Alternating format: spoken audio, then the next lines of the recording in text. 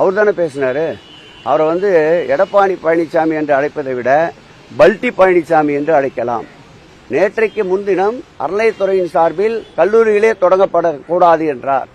நேற்றைக்கு என்ன சொன்னார்? கடுமையான எதிர்ப்பு ஏற்பட்ட பிறகு அறநிலையத்துறை சார்பில் நான் கல்லூரிகள் வேண்டாம் என்று சொல்லவில்லை, அரசு சார்பிலே கல்லூரிகள் தொடங்கினால் ஏற்புடையதாக இருக்கும், அனைத்து வசதிகளும் கிடைக்கும் என்று சொன்னார்.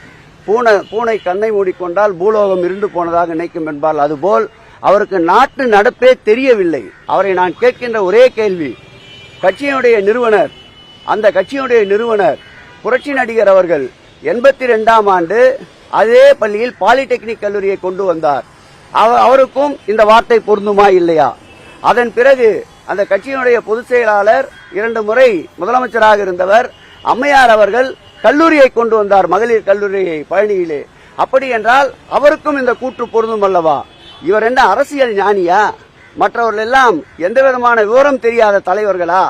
ஆகவே எடப்பாடி அவர்கள் வாயை கொடுத்து மாட்டிக்கொண்டார் வசமாக. கொல்லிக்கட்டை எடுத்து தலையை சொல்லிக் கொண்டிருக்கின்றார்.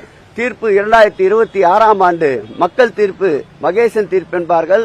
இன்றைக்கு மாணவ செல்வங்கள் குதித்து போயிருக்கின்றார்கள்.